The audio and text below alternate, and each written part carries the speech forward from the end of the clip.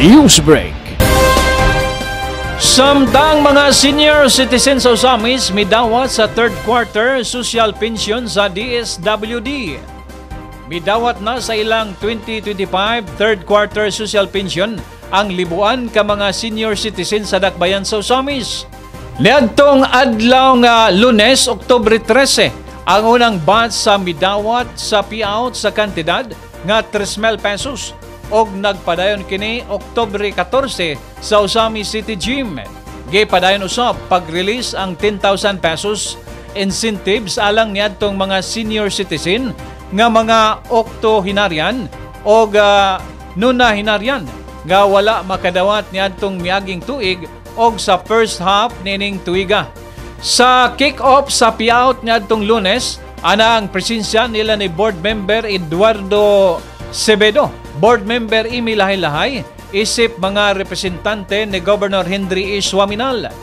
Samtang sa mga city officials sa Osamis, ana gayod ang presensya ni Vice Mayor Bebineri o Honorable Sunny Waminal nga nagdala sa Committee on Senior Citizen o Person with Disability sa Konsiho sa ngalan ni Osamis City Mayor Sam Norman G. Puentes. Wala usab kalimti sa paghinumdom sa provincial o city official nga ang maong social pension sa Osamis updated gumikan sa paningkamot sa duha ka mga kongresista nga sila si Congressman Ando Waminal o Congressman Indy Waminal.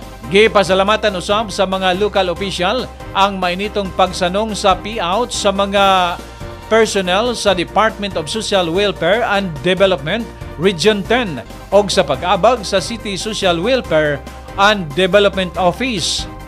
Hangyo sa mga local official nga ang nadawat nga third quarter social pension nga unahon ang pagpalit o maintenance o mopalit o mga lamian nga mga pagkaon.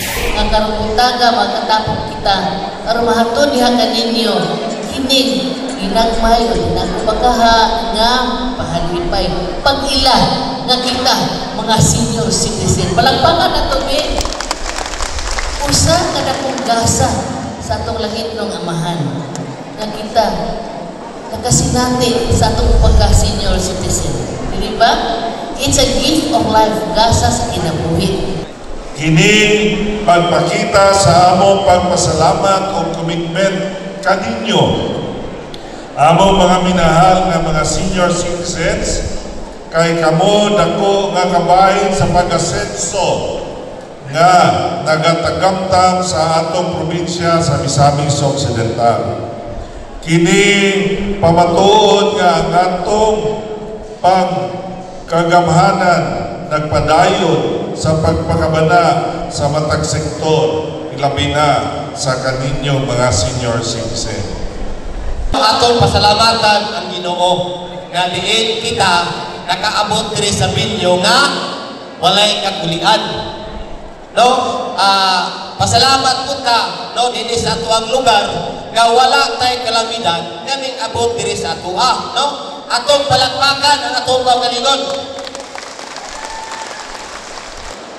So, usalayhan kong hangyo sa inyo. Sa inyong pagampo, iapili taon nga ma-approve ta sa Senate ang mga programa na ito ang tanang senior citizen makadagawad ng itunta.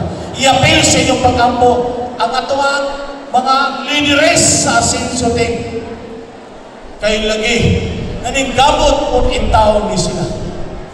Grabe ang pagpaninggamot, sakripisyo, kahago, ibigay-bigay pa, iayong daot. Nakatala pa yung pagdaot. Subala karon sa balita, sa kauluhan. Nabil ba kasinso? Kaloy sa Diyos, ang kasinso nato na sa ato ang misok. Pinangga kayo sa Ginoo, ano ba? Wala may korupsyon rin. Pagpakaran ko Ginoo eh.